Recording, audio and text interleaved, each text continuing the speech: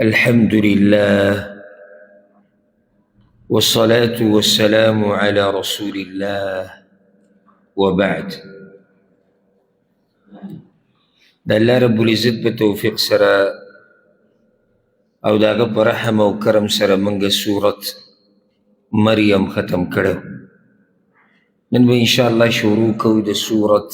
طه نه. سورت طه، سورت طه د مکی سورت دی، د هجرت نه مخکې نازل شوی دی، یعنی مکی دور کې نازل شوی دی او په دې کې 115 آیتونه او 8 په دې کې رکوګانې دي. سورت طه قرآن کې چې د سورتونو کم ترتیب دی په هغه اعتبار سره دا 6 نمبر سورت دی او د نازلېدو په اعتبار سره دا 45 نمبر سورت دی او دا د سورت مریم نه بعد نازل شوی دی. دا کم سورت چې موږ پرون ختم کو د هغې نه بعد دا سورت نازل شوی دی او د سورت الواقعه نه مخکې نازل شوی دی. رسول صلی الله علیه وسلم ته چې نبوت میلاو شو نو د هغې په 5م کال دا سورت نازل شوی دی. د دې مشهور نوم دغه دی سورت طه، ځکه چې ابتدای په دې ټکو سره شوي د طه او دې ته سورت موسی هم ویل کېږي. سورت موسی ځکه چې تقریبا دا ټول سورت چې دی د موسی علیه السلام قصه ده. تقریبا دا ټول سورت د موسی علیه السلام قصه ده او دې ته سورت الکلیم هم ویل کېږي. الکلیم او موسی علیه السلام ته به ویل کېدو کلیم الله، هغه د الله سره خبرې کړي. د موسی علیه السلام دا قصه چې ده د قرآن کې ځای په ځای راغلې ده، لکه سورة البقره، سورة المائده، الاعراف، یونس، اسراء، سورة الكهف، الشعراء، سورة النمل، سورة القصص، سورة الذاريات، سورة النازعات. ځای په ځای د موسی علیه السلام قصه راغلې او دا څومره چې تذکره شوې ده دا ټوله قصه یو بل پوره کوي. بعض ځایونو کې د یوې خبرې ذکر شتي، په بعض ځایونو کې نشتي، خو بیا بعض ځایونو کې رب العزت تفصیل ډېر کړی دی. هغه بعض ځایونه چې الله پکې تفصیل ډېر کړی دی یو پکې دا دی، یعنی ما تاسو ته وکړم چې تقریبا پوره صورت د موسی علیه السلام قصه ده، ښه تفصیلي د هغه د پیدایش هغه وخت پکې ذکر شوی دی، د هغه د مور قصه پکې ذکر شوې ده، بیا مدین ته لاړ او هلته چې دی وخت یې تېر کړو، بیا ورته نبوت میلاو شو، بیا فرعون ته مخامخ کېده، بیا د بني اسرائیلو قصه د موسی علیه السلام سره ټوله خبره چې دی په دې صورت کې الله رب العزت هغه ذکر کړې ده. سورت طه اصل مقصد د دې صورت چې دی ما تاسو ته چې دا مکي دور کې نازل شوی او بیا 5م کال، یعنی دا هغه وخت چې مسلمانان کمزوري دي، انتهایی کمزوري دي مسلمانان او کافران زورور دي. دې کې اصل کې مقصد چې دی هغه دا دی د رسول صلی الله علیه وسلم مضبوطول. لوی مقصد دی کې دا دی چې ته اولنی کس نه یې چې د الله پیغام خلکو ته بیانې. ستا نه مخکې ستا ورور موسی علیه السلام راغلی او هغه هم داسې سختې تېرې کړي دي او هغه صبر کړی نو ته به هم صبر کړې. د هغه مقابله د یو لوی کافر سره و، د فرعون سره، او ستا مقابله د مکې د مشرکانو او د دې امت فرعون ابو جهل سره ده، ته به صبر کړې. بیا صرف دا نه چې فرعونیانو عذاب کړی دی موسی علیه السلام، بیا بني اسرائیل هم عذاب کړی دی، هغه په هر حال کې صبر کړی دی او د الله د وحي هغه انتظار یې کړی دی او په هغې عمل کړی دی. نو ته به هم دا کار کوې. اصل مقصد دې صورت کې هغه دا دی. موضوعات ته صورت چې دی ما خو تاسو ته ووایي چې غالبا قصه د چا ده؟ موسی علیه السلام ده، بلکې دې صورت ته صورت موسی ویلی کېږي. خو دومره ده چې په اوله کې د قرآن په باره کې بعض خبره شوې ده، بیا د صورت په اخرنۍ برخه کې د قیامت تذکره شوې ده. کم خلک چې د قرآن نه مخ اړوي، قرآن له توجه نه ورکوي، د هغوی انجام بیان شوی دی. د آدم علیه السلام او د ابلیس قصه هم ذکر شوې ده، هغه د صورت په اخرنۍ برخه کې ذکر شوې ده. اعوذ بالله من الشیطان الرجیم بسم الله الرحمن الرحیم طه الله پوهه دې د دې په معنی باندې. موږ تفصیل مخکې کړی چې دا قسمه حروف راشي، هغې کې راجح خبره ده چې الله د دې په معنی پوهه دی. بعض ویلي طه مطلب دی ای سړیه، یعنی رسول وسلم ته خطاب دی چې ای سړیه، الله اعلم. او بعض ویلي چې طه د رسول وسلم نوم دی، په دې څه دلیل نشته، دا د بعضو علماو رایه ده او هغوی اجتهاد دی. نو ښه خبره دا دی چې سړی دا ووایي چې د دې په معنی باندې الله پوهه دی. او دې کې یو قصه درته ذکر کوه، هغه قصه د عمر رضی الله عنه. امام دارقطني دا روایت راوړی دی، او امام ابن اسحاق په سیرت کې راوړی دی، امام حاکم راوړی دی، امام بیهقي. او دا مشهوره قصه ده، تقریبا هر مسلمان ته معلومه ده چې عمر بن خطاب رضی الله عنه په شرک او کفر کې هم دومره سخت و څومره چې په اسلام کې سخت. او هغه یې ورځ راووتو، دا تورې یې راغستې وه په دې اراده باندې چې رسول صلی الله علیه وسلم لره قتل کړي، هغه د وجلو په اراده راوته. په لاره کې ورسره یو کس میلاو شو، نعیم ابن عبدالله. هغه ورته این تريد یا عمر، چېرته اراده دې کوم ځای ته؟ هغه وایي اريد محمدا هذا الصابي، اراده مې دغه ده چې دغه محمد صلی الله علیه وسلم پېژنم، دا چې صابي شوی دی، دا چې مذهب یې پرېښودی دی. الذي فرق امر قريش وسفه احلامها وعاب دينها وسب الهتها. د قریشو قصه د ټوله ګډه وډه کړه، په هغو کې اختلاف پیدا کړو، د هغوی د دین عیب دی بیانوي، زمونږ معبودانو پسې بدې ردې وایي، زه مه وجنه مې. نو هغه ورته ویل لږ ویښ شه، بیدار شه، ته چې دی مړ کړي نو د ده چې کوم خاندان دی په قریشو کې، بنو عبد مناف او بیا ته پرېږدي، څه وړه خبره خو نه ده چې ته ځې سړی مړ کړې. بیا خو به دغه خلک تا نه تپوس کړي، ته دې پرېږده، د خپل کور غم وکړه، پردو غمونو پورې بند خلک. هغه وایي څوک یادې؟ وایي ستا اوښی او د تره زوی سعید بن زید رضی الله عنه، دا د هغه اوښی هم دی او تره زوی هم دی. او د ده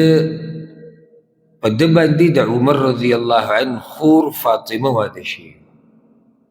فانهما والله قد اسلم، زما دې په الله قسم هغو دواړو اسلام قبول کړی. او د دغه سړي په دین روان شوي دي، دا ته چې بس ځي وژلوله، لاړ شه د هغوی غم وکړه. عمر رضی الله عنه بس اراده وکړه، دغه سعید رضی الله عنه کور ته روان شو. نو چې څنګه را نږدې شو نو داسې اواز یې واورېدو، غلی غوندې کې اواز د دې کور نه راته. نو هغه خباب ابن الارت رضی الله عنه لګیا و، د سعید ته او د ده بیبي ته فاطمې ته دواړو ته دا سورة طه ښودلي، د اولني ایتونه یې ورته دا کوم چې به اوس موږ وایو. نو کله چې هغوی پوه شو چې عمر راغی، نو خباب رضی الله عنه په یو کوټه کې پټ شو، کمزوری سړی و. د عمر رضی الله عنه زور او د هغه شخصیت او خباب زور دې کې ډېر فرق دی، نه دی پټ شو. فاطمې دا چلو کړی خور چې دغه صحیفه یې راواغسته، دا پاڼې یې راواغستې او دی پټې کړې. عمر چې راغی وی ما هذه الهمهمه، هسې بنګار یې راته بهر ته چې ما واورېد هغوی نه څه خو نه وي نه څه خو وي نه څه نه و وی ما ته پته لګېدلې ده چې تاسو د محمد صلی الله علیه وسلم په دین روان شوي حقیقت راته ووایي چې قصه څه ده هغوی څه نه و نو د تره په دې زوی هم ګزار وکړو په دې خور هم ګزار وکړو هغوی ته حقیقت وي بس حقیقت وي دغه دی چې موږ اسلام قبول کړی دی په الله او د الله په رسول مې ایمان راوړی دی فاصنع ما بدا لک چې څه کولی شي وکړه کله چې ایمان زړه ته کوشي او په زړه کې ګډ وډ شي او د هغې سره یې ګډون وشي که نه نو دی په دې زړه کې واغېږلی شي نو هغه مؤمن بیا د چا نه یېرېږي نه هغه ته چې څه کې کوه نو هغه وایي دا پاڼې ما ته وښایي دا صحیفه راکړي چې تاسو اوس وي هسې زه ولولم چې دې سړي کوم مذهب راوړی دی او دې څه خبرې کوي نو هغه ورته وایي نه موږ یېرېږو چې ته به د دې بېعزتي وکړي نو هغه ورته قسم وکړو په بوتانو باندې چې زما دې په دې بوتانو قسمي زه دې له هېڅ یعنې په داسې لاس نه وړلم چې دې پاڼو له به زه نقصان ورکوم نو د هغوی بیا تمه هم پیدا شوه چې دی به دا ولولي نو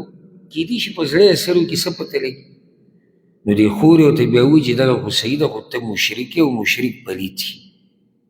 او پلیت انسان د الله کلام له لاس نه شي وړلی هغه له اودسې وکړو چې واپس راغی نو مخ راسي چې وینځل او واپس راغی نو دی ول هغه پاڼې ورکړه نو د سورت طه دا اولني ایتونه یې ولوستو چې کله دغه ځي ته راورسېدو رابه شي دغه ایت انني انا الله لا اله الا انا یقینا زه الله یم د عبادت حقدار یم زما نه علاوه د عبادت حقدار څوک نشته دغه ځي کې هغه په ژړا شو او دی ووی څه خوږې خبرې دي دا خو ډېرې مزیدارې خبرې دي دا خو زړه ته پرېوځي خباب دننه کوټه کې ناست دی ښه روزي نه خو چې کله یې د ده دا خبره واورېده چې ده وایي چې دا څه خوږې خبرې دي یو کده به راووتو وی بس صحیح شو زه پوه شوم هغه کومه دعا چې رسول وسلم غوښتلې وه که نه هغه قبوله شوې ده هغه ته یې څه دعا غوښتلې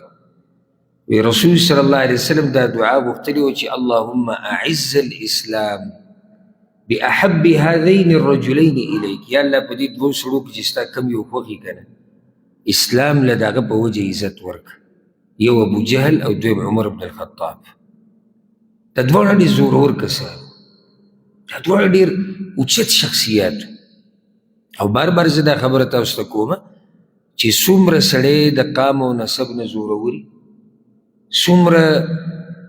انسان کې بدني زوري څومره د عقل زور ډېري څومره د انسان شهرت ډېري څومره مقام او شان ډېري دومره د اسلام له فایده ډېره ورکوي نو بس صحیح ده د الله په دغه دوو کې ته خوښ یې نو عمر الله درته رایادوم الله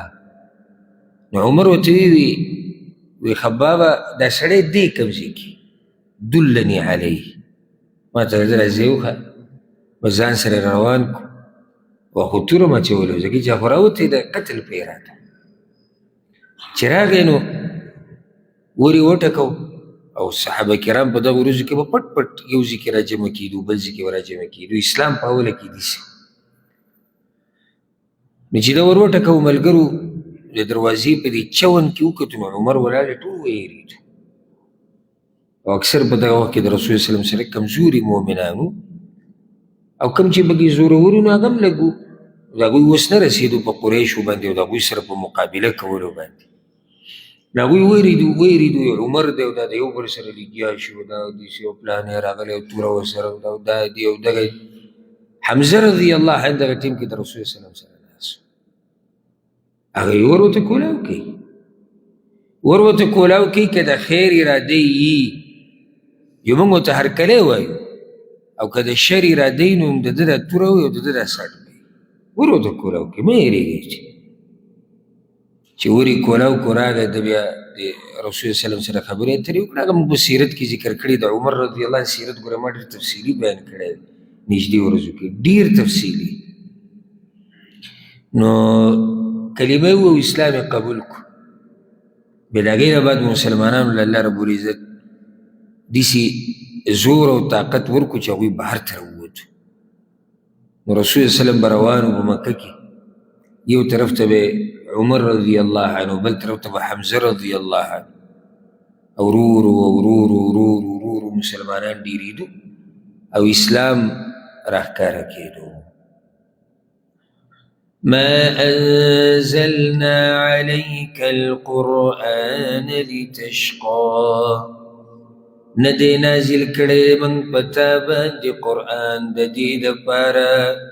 چې ته په مشقت کې پرېوځې ته داسې ترجمه هم کولی شي ندی نازل کړی موږ په تا باندې قرآن چې ته ستړی شي او د دې په شان نزول کې ډېر آثار دي یو دا دی چې ابو جهل او نضر بن الحارث رسول صلی الله علیه وسلم ته وویلي کله چې رسول صلی ولیدو هغه به د عبادتونه کول نو یاره موږ ته داسې ښکاري چې الله ته د دې دین د لاسه ستړی کړي ځکه چې دغه ستاسو دا اوس څه قصه ده عبادتونه دي او منځونه دي او ځان هم ستړی کړو نو الله تاسو ستړي کړئ یو روایت کې داسې راځي امام ابن ابي حاتم راوړی دی چې کله قرآن نازل شو په مکه کې نو صحابه کرامو به منځونه کول د کعبې خوا کې به رسول سره ولیږي نو دې قریشو چې به ولیدو د دوی د کافرانو نو دوی به ما انزل الله هذا القرآن على محمد الا ليشقى به دا قرآن الله سم ځکه در رالیږلی دی چې دوی به په عذاب شي او دوی پې ستړي کړي نو دا اوس څه قصه د دوی لګیا دي کته برکي نو یو معنی دی دا شو الله ورته وایي نه دا خبره دوی غلطه ما قرآن دې دپاره نه یې در لېږلی چې تا پې په عذاب کوه د دې بل یو توجیه هم مفسرینو کړې ده ډېره مزېداره رسول صلی الله علیه وسلم به ډېر غمجنه کېدو خفه کېدو به چې کله به چا د هغه خبره ونه منله د سورت کهف کې موږ سره تېر شي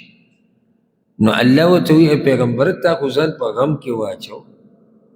ځان دې په مشقت کې واچو او د قرآن ما دې دپاره نه یې در لېږلی چې تا په غم کې واچو ته خپل دعوت کوه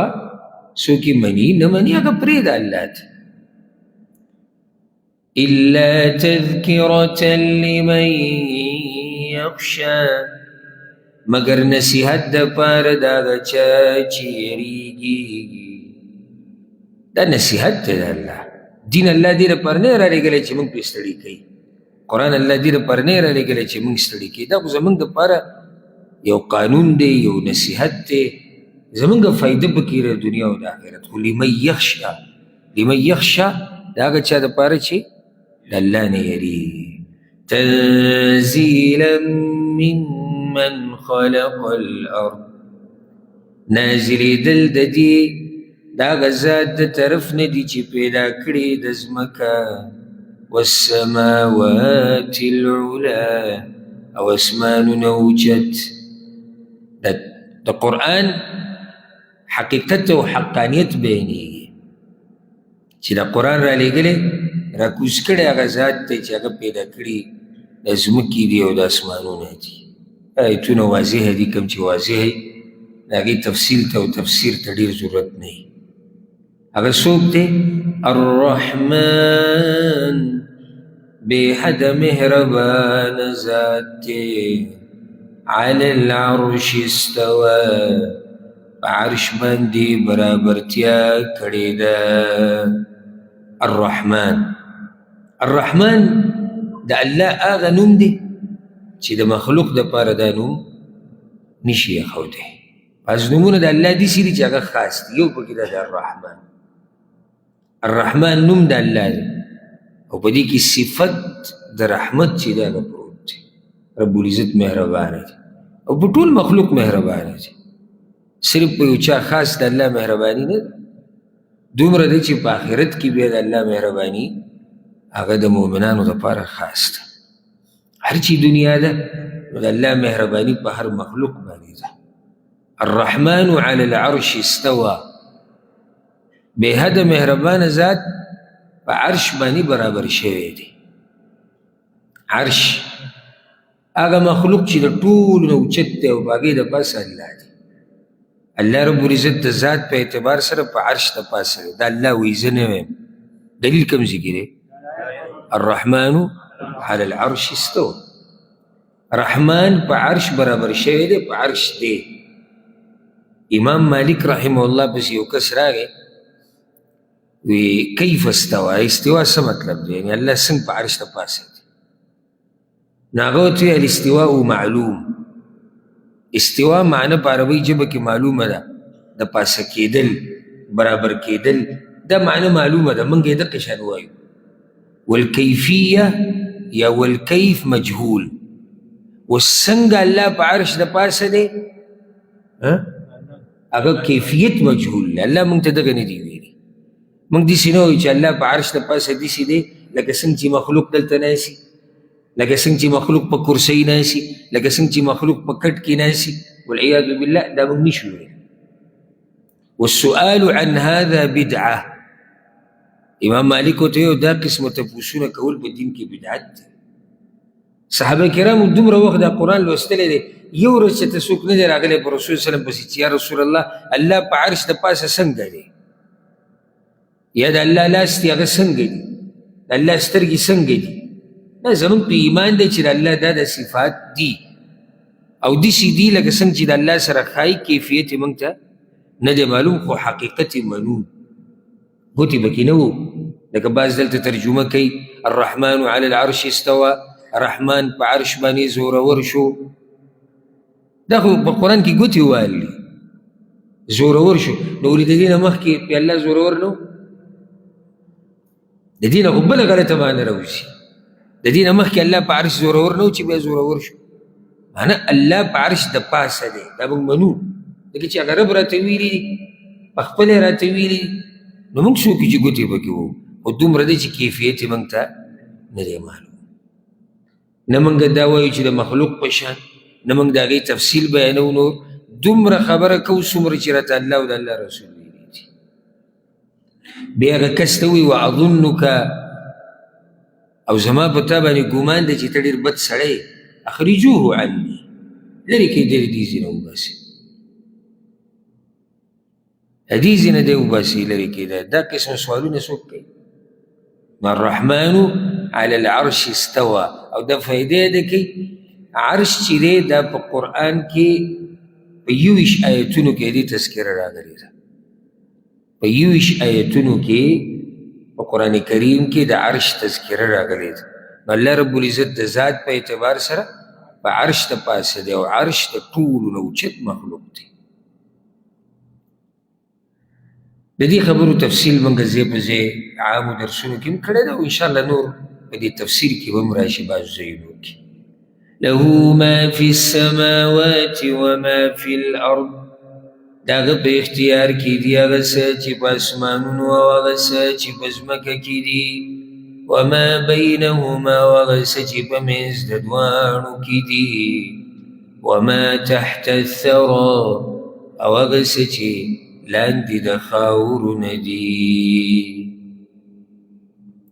رب العزت د دې هر څه مالک دی. هغه د قرآن رالیږلی، شان د الله بیانېږي. اسمانونو کې چې څه دي، په ځمکه کې چې څه دي، بیا د ځمکې او د دې خاورو لاندې چې کوم معدنیات دي، کوم مخلوقات دي او چې څه دي، هغه د الله په اختیار کې. وَإِن تَجْهَرْ بِالْقَوْلِ، او تک ښکاره کې وینا لره، فَإِنَّهُ يَعْلَمُ السِّرَّ وَأَخْفَى،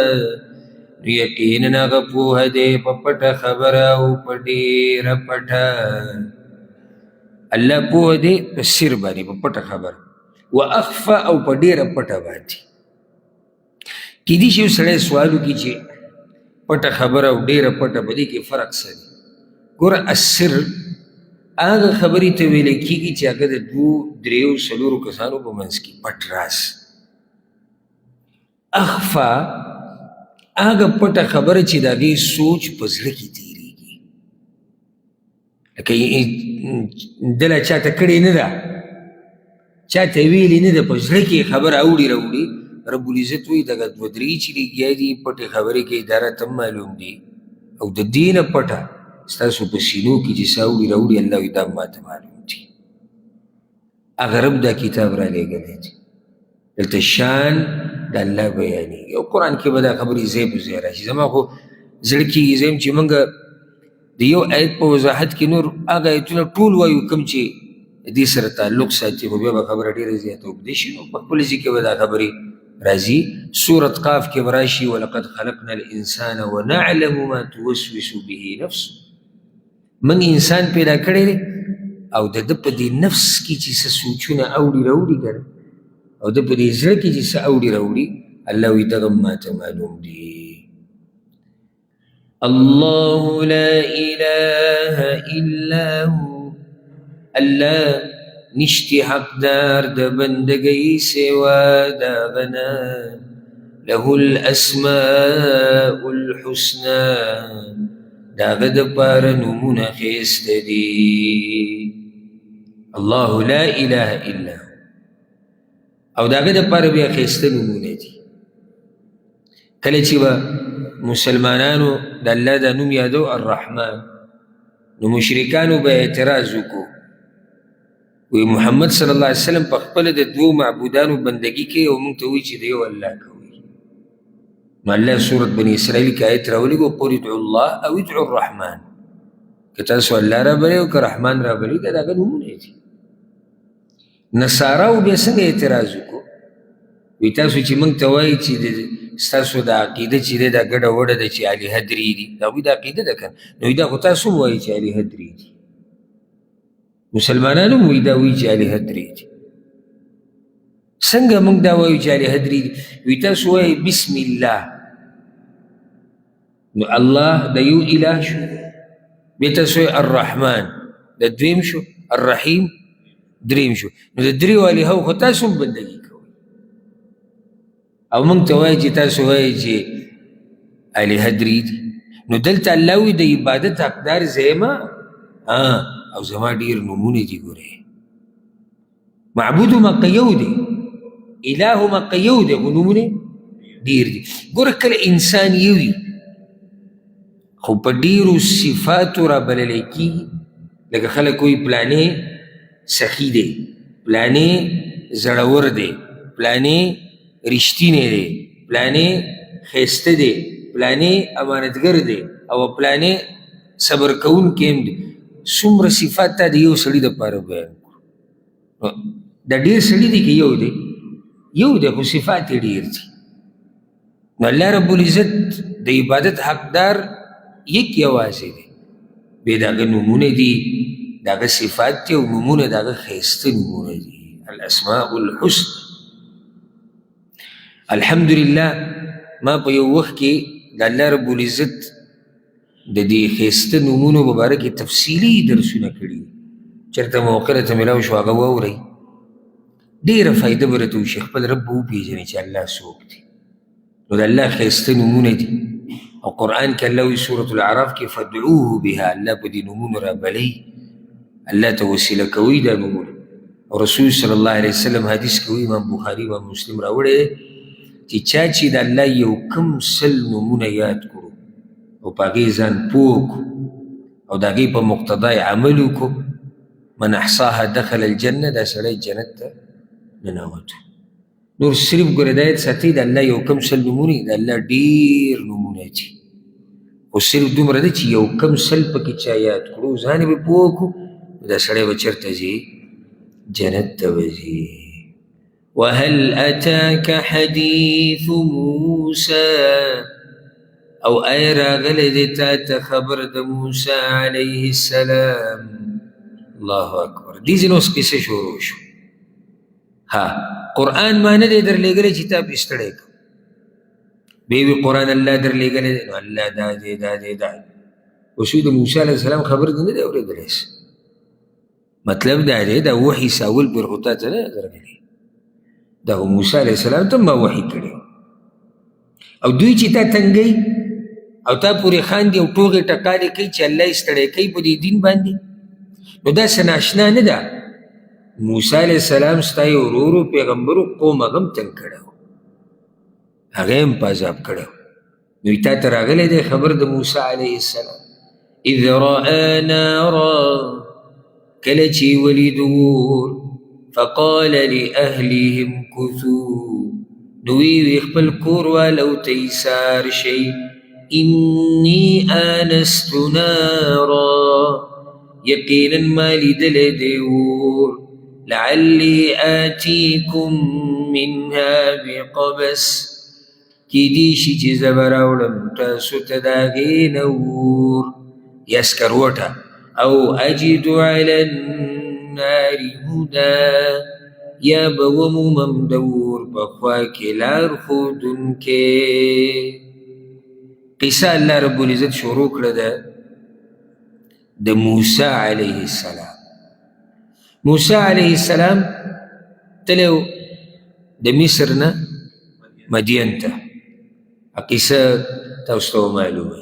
چې کله د هغه د لاسه یو کس مړ شو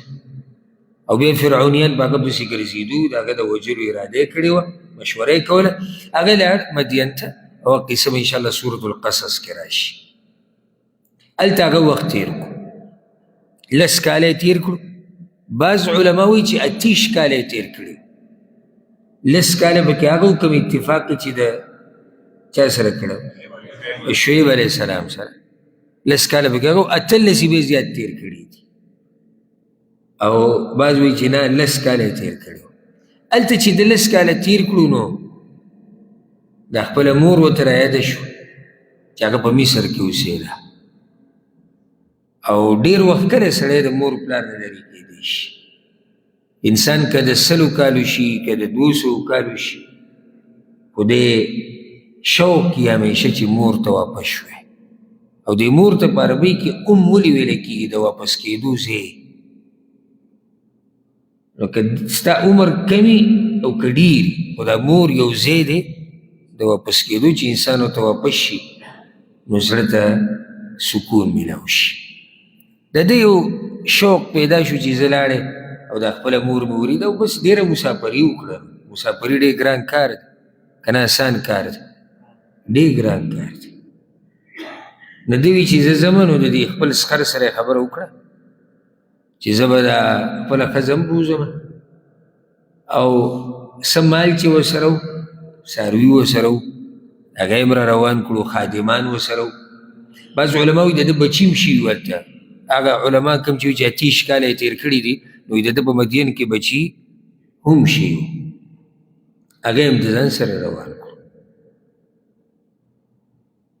چې دی را روان شو نو شپه د شپې را روان شو او رسول سلم بم سفر د شپې کو د شپې سفر ډېر برکتي سفر الا دا چې علاقه دې سي ځای کې د شپې سفر مناسب نه یو سړی په ځان یېرېږي جدا مسله ده تور سینا دغه علاقې ته د سینا علاقې ته چې دی را نږدې شو دغه غر ته په کوم ځای باندې چې الله د سره خبرې کړي د ده نه لار ګډه وړه شو او رب العزت چې یو کار کوي که نه نو د ډېرې لرې نه هغې له یو طریقه جوړه کړي د ده نه لار ګډه وړه شو او جمع او سم جمع او دا د اسمان دا ګړزه او برېښنا او وریځې اوبو سره هم نه وي د ده نه لار ګډه وړه شوه نو ګرځېدو را ګرځېدو چې ویې کتو یو ځای کې رڼا ده ته راتله هغه رڼا ده ته داسې ښکارېده چې داسې دی اور دی نو دې ښځې ته یې ووایي تاسو کښېنئ او د خپلو که بچي ورسره وو هغه ټولو ته یې ووایي کوڅو تاسو دلته پاتې شي زه ځمه د دې اور خواته نو یو به دله سکروټه راوړم دا هغه ځای ده ځان سره به لږ اور راوړم نو تاسو به ورته ګرم شي او که دغه نه شي نو دا فایده خو پکې ده چې هلته څوک دی د هغه نه به تپوس وکړم چې لاره کوم ځای کې ده الله اکبر او دې څه خبرو چې دی داسې ځای ته روان دی چې هلته به الله رب العزت د ده سره خبرې کوي انسان نه خبر چې مخکې څه کېدو ولې او دې کې هسې زموږ ټولو دپاره یو تسلي پرته ده کله یو مصیبت په موږ باندې د دې دپاره راځي ځکه چې الله موږ له اوچت مقام راکوي هر مصیبت ته به ته په دې نظر نه ګوري چې بس زه لاړم ختم شو خو دا مصیبت دی که نه دی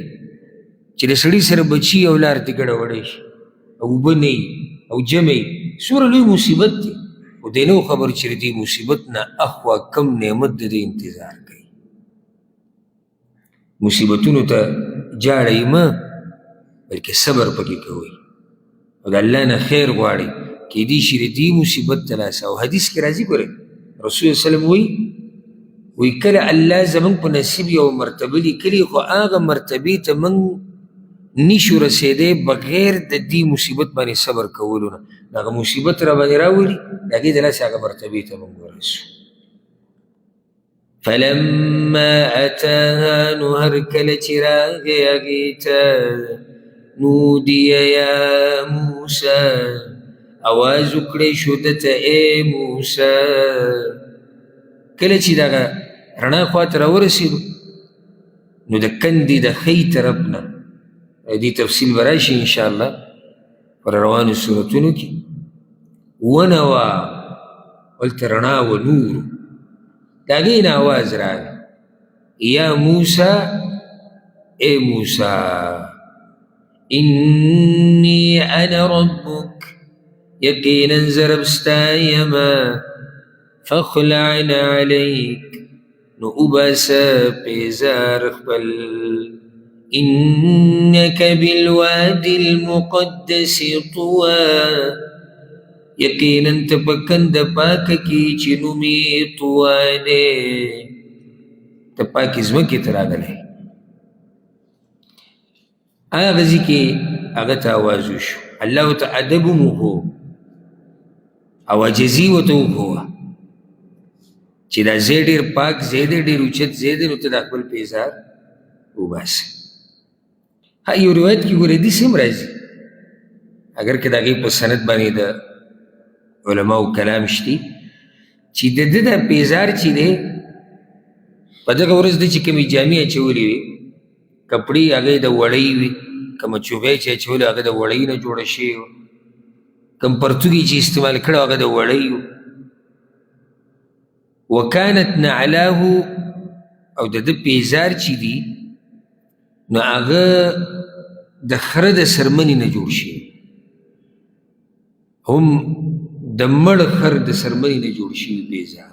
نو الله ورته دا پیزار دا پیزار لرې که ولې انک بالوادي المقدس طوى ته په برکتي ته په پاک ځای کې چې هغې ته طوى ویلی کېږي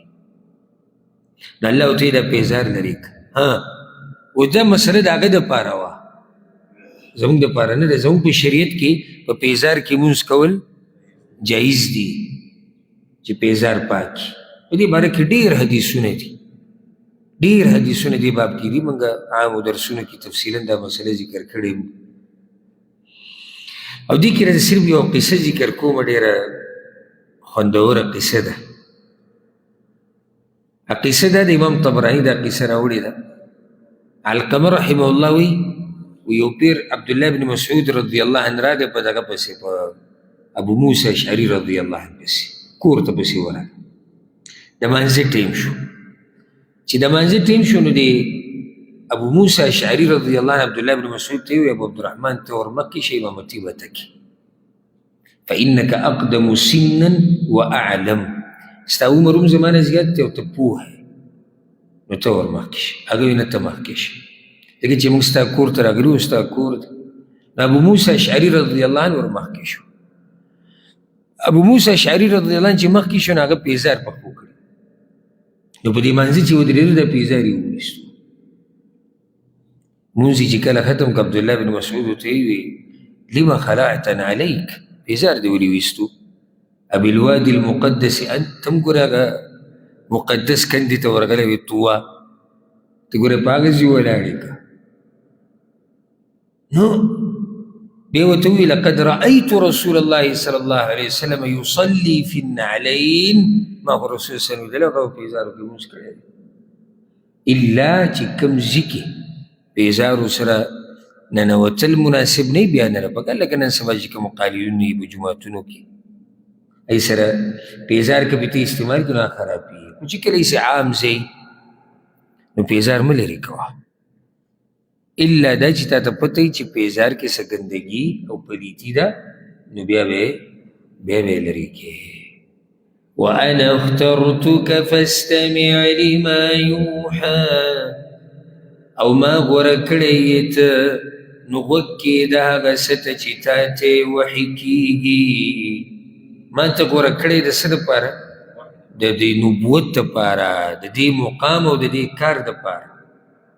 سورة الاعراف کې الله وایي اني اصطفیتک علی الناس، اے موسی ته ما غوره کړی په دې خلکو کې، نو غوږ کښې د اوس هغه خبرې ته چې تا ته وحي کېږي. واضح دي دا آیتونه. إنني أنا الله يقينا ز الله يما لا إله إلا أنا نشتی حقدار د بندگی سوا زمانا فاعبدنی نو بندگی کو زمان. دیزی ته چې عمر رضی الله عنه راورسېده نو دا څه ښایسته خبرې دي وایي او داسې زړه ته یې پرېوتې نو ایمان یې بیا راوړ. زه الله یم نو خاص زما بندګي کوه. واقیم الصلاة لذکري او پابندي د مانځه کوه دپاره د یادولو زما. عبادت زما کولو په عبادت کې ورته بیا یو لوی عبادت ذکر کړو چې هغه د توحید نه بعد دویم رکن دی د اسلام او هغه مونځ کول دي. موسی وی مونځ کوه مونځ چې ما یادې. واقیم الصلاة لذکري مطلب دا دی. او مونځ خو دی د الله ذکر، مونځ ټول د الله ذکر دی. د الله اکبر نه واله او د السلام علیکم ورحمة الله پورې ټول د الله یادول دي، د الله ذکر دی. إن الساعة آتية يقينا قيامت راتلونکې دی. أكاد أخفيها نږدې یم چې پټ کم هغه لتجزى كل نفس بما تسعى د دې دپاره چې بدله ورکړی شي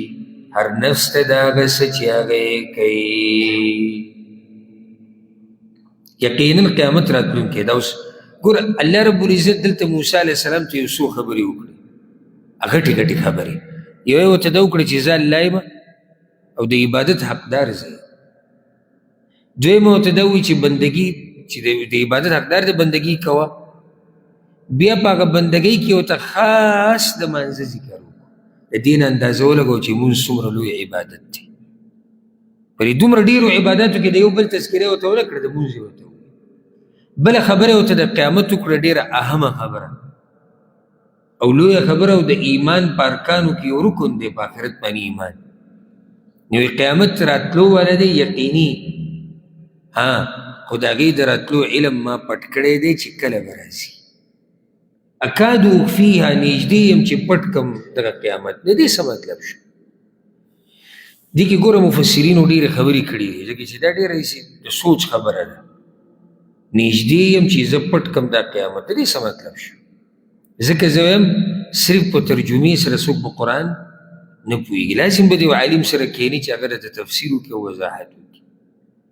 نو یو خبره دې کې دا ده چې نږدې یم زه چې د سره مې د قیامت ته تذکره نه وی کړې، ما خو دومره پټه ساتله. یعنې وخت خو پرېږده، وخت خو الله پټ کړی دی، وخت خو الله هېڅ چاته نه دی ښوولی چې قیامت به کله راځي. خو الله وایي چې نږدې وه چې د سره مې درته د قیامت ویلی نه وی چې قیامت به راځي، دومره مې دا خبره پټه ساتله. دې کې بل تفسیر او وضاحت هغه دا دی، دا کله چې موږ خبرې کوو نو یو پکې موږ داسې وایو وایي دا خبره مې دومره پټوله نږدې وه چې د ځان نه مې پټه کړې ده.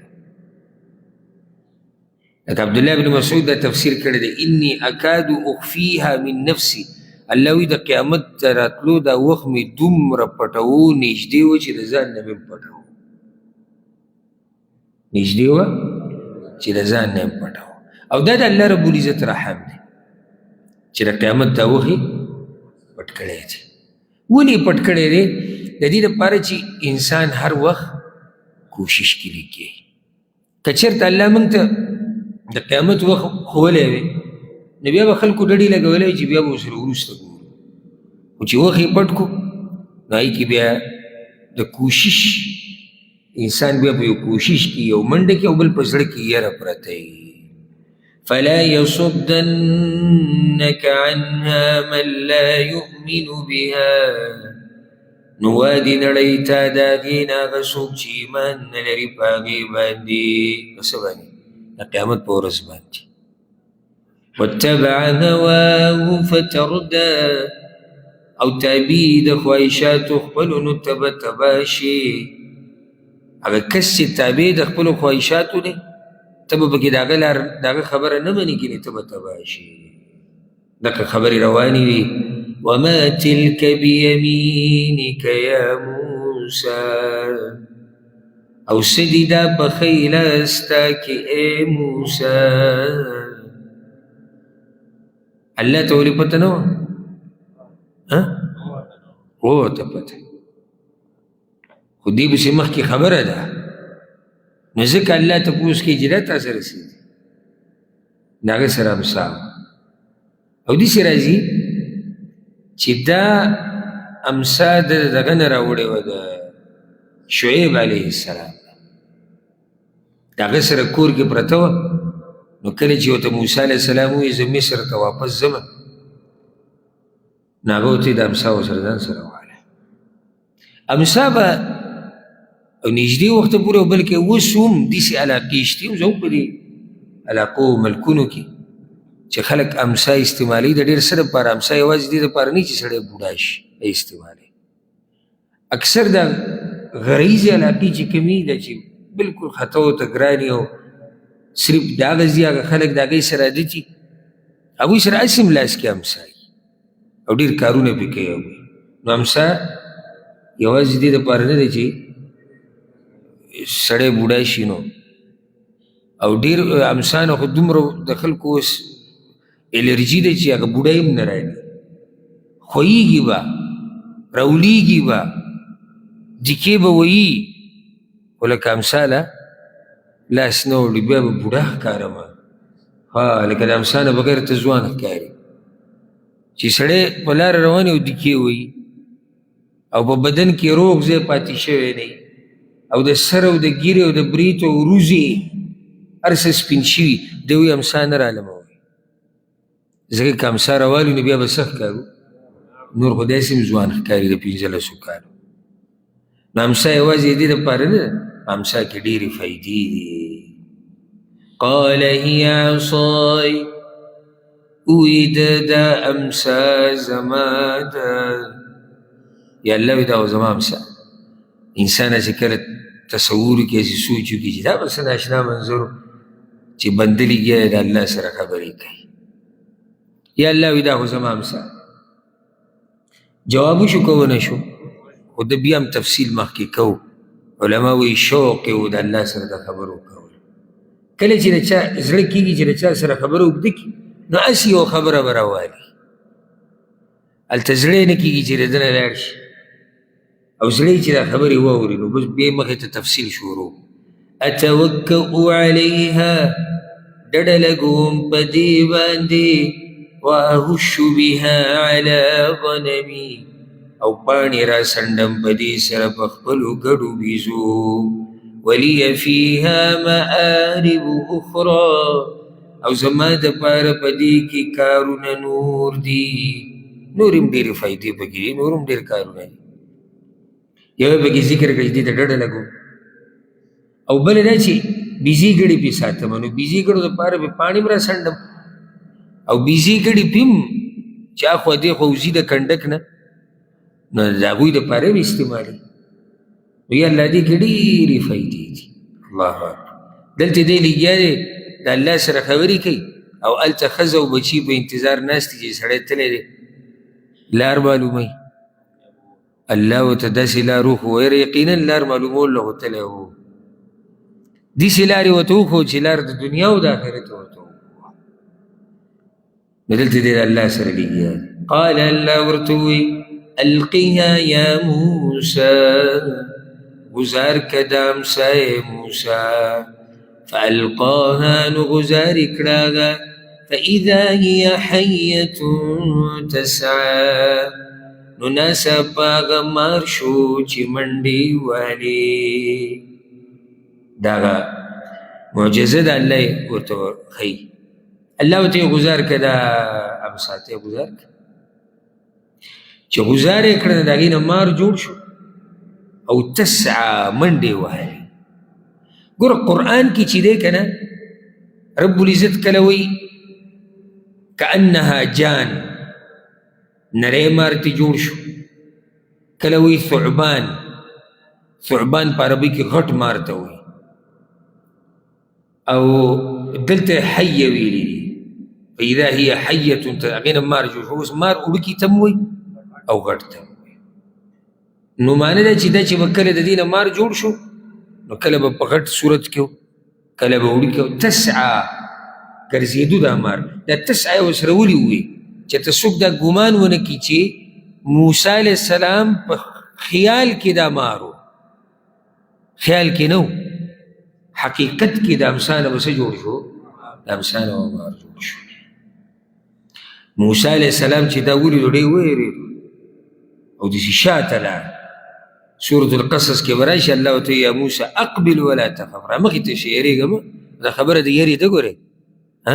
دا امسانا چی مار جوڑ شو نو ویرے دا ویرے دو او دا اغا فطرتی یرا دا دا بوزدلی یرا ندا دا فطرتی یرا دا پا ہر انسان بانی دا دا قال اللہ ورتوی خذها ولا تخف رواخ لدامساو ميريقا سنعيدها سيرتها الأولى زردتي واپس بكودا حالت خبلا ولنيتا اغام ثابتی جوڑشی تیرا والا یریگا ما دویم معجزہ و تخی وضمم يدك الى جناحك او يوزيك لاس خبل دترخ خبل سرا تخرج بيضاء رو بوزي تكسبين من غير سوء بغير دسائبنا آية أخرى دانخ بلدا دا اوس معجزه د لاسته یو معجزه د امساوه او دا معجزه د لاسته الله رب العزت موسی علیہ السلام نه ډیره معجزې ورکړي او مشهور پکې د امسا دا ډیره مشهوره ده د لاسته ډیره مشهوره ده الله ورته وایي چې ته دا لاس د ترخ لاندې کا ګریوان کې ورومنډه بس ځینې کې ویلي چې ګریوان کې لاس ورومنډه نو ګریوان نه مراد همدغه دی چې خپل ترخ لاندې کا بدیر بعضو آثارو کی راگلی چی دا گس ترخ ہوتا اللہ ولی چی دا گس ترخ لاندی که ناغا دا اللہ سیلاندی کو چی بید دی گریوان نرویستو ناغا تک سپین پڑکے دو اللہ رب العزت و تخبل قدرت ہو لنوریک من آیاتنا الكبرى ددید پارا چی اوخایو منگتا تدنخو زمنگلویونا دا کار منگ دید پارا کو چی تا تخبری لوی نخی اوخای اس مسئلہ دادا اذهب الى فرعون انه طغى لارش فرعون پس یقینا اگا سرکشی کڑی دا فرعون پس بزی وقت بدعوت کی اسڑے دیر دا حد نتیروتی دا اللہ ہوئی سنگ دا حد نتیروتی دا ربوبیت دعوی کردی دا نور اخوا سپاتی دی اگر نوری سرکشانی بے پریدو کم ظلمونی چی کردی دی او خصوصا با بنی اسرائیلو اگر قصہ گاڑی تکا اگر سڑے ہوئی چی انا ربکم الاعلا زستا سوچت رب یما نتبا دا غفوالی ورسی قالوا یا رب اشرح لی صدری اے رب زما کولاو کما لرسین زما زر عجزی شروع کا دا خلو ازموری اللہ تراکے خوی اللہ زما دا سینو تا پراخک لیکن جی دا دیر لوی صبر گواری فرعون سر مقابلہ سگب تھی منګه کله عام یو سړي ته او زمونږ نه به کمزوری وي هغه ته خبره نشو کولی هغه ته نصیحت نشو کولی فرعون دغه وخت باچا او کم ظالم باچا نو یا الله سینه راته پراخه کړ نو سینه پراخه کړه د څه دپاره د دې وحي دپاره یو ده لکه تا خو اوس ما ته وحي شروع کړه نو زما دا سینه ورته پراخه کړه دغه شان دې دعوت ته زما سینه پراخه کړه او دغه شان زما دا سینه صبر ته پراخه کړه ویسر لی امری او آسان کما تکار زما الله اکبر ځکه دا خو ډېر لوی کار دی وړوکی کار خو نه دی یو یا الله زما سینه کولا کو څوک ګوره څوک غوښتنې دي یو دا دی چې زما سینه پراخه کړه دویمه دا کار راته آسان کړه واحلل عقدة من لساني او کولا وکه غوټه د ژبې زما یفقهوا قولي چې پوه شي هغوی په وینا زما بل سوال یې دا وکړو څلور خبرې غوښتلي دي نو درېیمه پکې دا ده چې الله زما په دې ژبه کې چې کومه غوټه ده ژبه به د هغه نښته ژبه به نښته یا الله داسې لرې کړه چې زما دا ژبه نه نښلي نو هغوی به زما په خبرو ښه پوه شي اوس د دې څه وجه ده چې د دا ژبه نښته دې کې یو قصه مشهوره بیانېږي چې موسی علیه السلام چې کله وړوکی او د فرعون په کور کې و نو د هغه سره لوبې کولې نو دا ږیره ترې راښکوده نو هغه اراده وکړه چې دله سزا ورکړي نو ښځې ورته ووایي چې دا خو ماشوم دی دی په څه پوهېږي او ورته یې ویې ګوره ورته دی په هېڅ هم نه پوهېږي چې د فایده په څه کې ده او نقصان یې په څه کې نو سکروټې ورته کېښودې دوه او دوی ورته کجورې کېښودې وی که ده کجورې راواغستې معنی ده چې دی ښه هوښیار دی پوهه ده او که ده دا سکروټه راواغسته نو دی نه پوهېږي وړوکی دی نو موسی علیه السلام هغه سکروټه راواغسته او په دې ژبه یې کېښوده او داسې هم ویلی کېږي چې موسی علیه السلام کجوره راغسته خو جبریل علیه السلام راغی او د لاسې د کجورې نه اوچت کړو په اسکروټې ته یې کړو دا یو وجه بیانېږي خو د دې نه تحقیقي هغه دا ده چې د موسی علیه السلام په ژبه کې دا پیدایشي دا چلو چې هغه لږه خبرې به نښتې پیدایشي داسې و نو هغه الله ته سوال وکړي چې یا الله دا ته ختم کړه او چا یو ناشنا وجه ذکر کړې ده زما خو د زړه ته ډېره پرېوتې ده بعضو مفسرینو ذکر کړې ده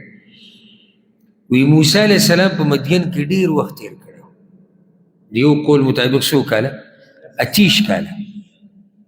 28 کاله یې تېر کړي نو هلته د مصریانو هغه لهجه به هېره شوې وه نو بیا چې به یې خبرې کولې نو په خبرو کې به انختو نو الله ته یې سوال وکړو چې یا الله دا نښتې ختم کړي چې آداب ذکر کړي دي الله اعلم د دې نه ګوره فایده دا راووته چې عالم او داعي چې څومره فصیح په خبرو کې دومره د خبره په خلکو باندې اثر کوي که خیال هم کړی کله نه کله سړی د چا خبرو ته کښېني ښه تکړه عالم به وي ښه اوچت سړی به خو سړی په دې پوه نه شي چې سر یې کم یو دی او خپې کم وي دا خبره به هغېږي راغی او دا بنګار یې به کوي هغه یو بل طرف ته پکې لاړ شي یو بل ته یو د غریب نه دا ویری چې ما ویسه بیا راشي فریاد کوي دا نه دا د کافر اولاد وي دین ته نه کښېني نو هغه ستا خبرې ته به څه کښېني ستا په خبره ته نه یې پوه چې تا شروع د کوم ځای نه کړې ده او ختمه یې په کوم ځای ځکه د هغه علم د هغه واعظ د هغه مقرر خبرو ته خلک ډېر په توجه کښېني چې څوک په خبرو کې فصاحت لري خبره په خاص انداز باندې بیانې او په ښه انداز یې واضحه کوي دا فایده دې ځینې راووته واجعل لي وزيرا من أهلي او وګرځوه ما لره ملګری د کورنۍ زمانه هارون اخي هارون ورور زما اشدد به ازري مضبوطه که په د سره ملا زما واشرکه فی امری او شریک دې په کار زما کې کی نسبحک کثیرا د دې دپاره چې پاکي وایو ستا ډېره ونذکرک کثیرا او یاد کو تا ډېر انک کنت بنا بصیرا یقینا ته په موږ باندې لیدونکی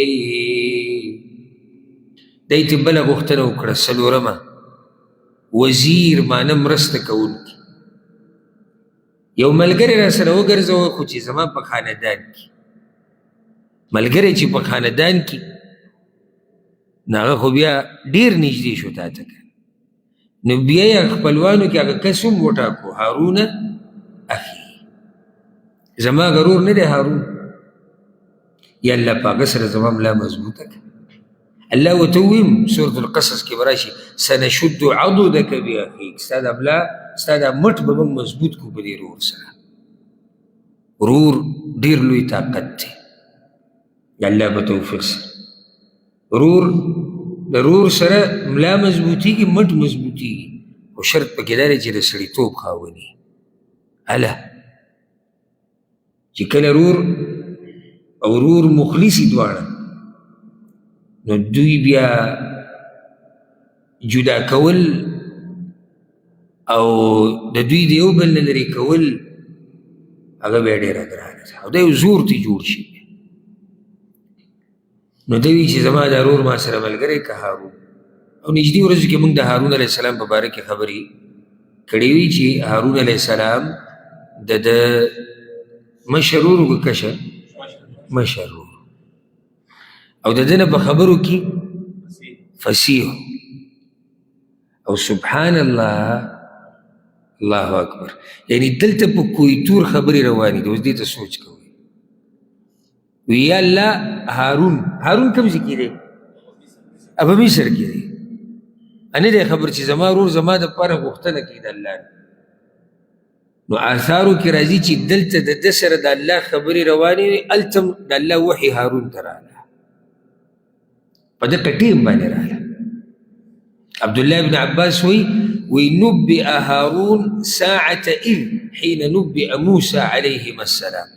وی دلته د موسی علیه السلام سره خبرې روانې نبوت ورته میلاو شو هلته په مصر کې هارون علیه السلام ته نبوت میلاو شو په دقه ټیم کې کله چې دا الله ته ووایي چې الله هارون را سره ملګری کړه او دې کې راته یو قصه ذکر کړمه عائشه رضی الله عنها بارک راځي او دا امام ابن ابي حاتم دا روایت راوړی دی دوه کسان روان د یو د بل نه تپوس اسې په دنیا کې کم رور دی چې رور له ډېره فایده ورکړې ده د نورو ملګرو ته ووایي د هغه ملګري وایي ما نه دري موږ ته پته نشته دا ډېر ګران سوال دی اوس ټولې دنیا کې دا سوچ کول چې کم رور له فایده ډېره ورکړې ده یعنې دې کس وایي چې زما د په الله قسم وي ما ته معلوم دی عائشه رضی الله عنها وایي زه حیرانه شوم چې دا سړي داسې مضبوط قسم وخوړو دا څنګه وی چې هغه رور دی موسی علیه السلام کله چې د خپل رور دپاره نبوت وغوښتو په دنیا کې داسې رور نه دی راغلی لکه څنګه چې موسی علیه السلام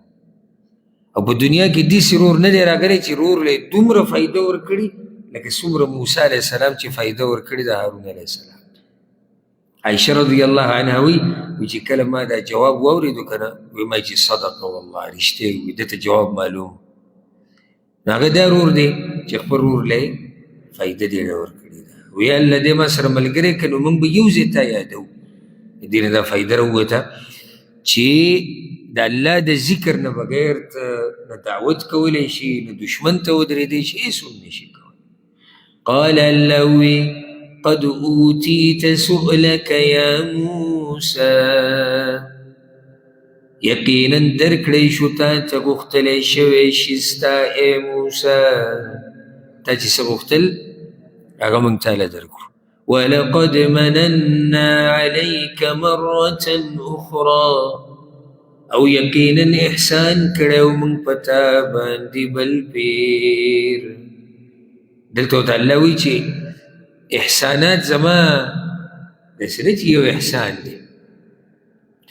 نور نعمتونه به ورته رایادوي الله ورته وایي چې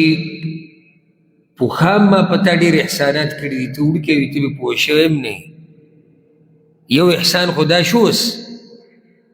چې ما ستا دعاګانې قبول کړي تاله مې نبوت درکو دا معجزې مې درکړي دا خو د دې نه مخکې هم ما په تا باندې ډېر احسانات کړي دي او د هغې تذکره به انشاءالله په سورة القصص کې تفصیلي راځي سبا به انشاءالله د 18 آیت نه شروع کوو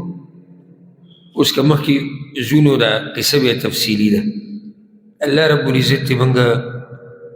پوه کړي په قرآن باندې هذا والله أعلم وصلى الله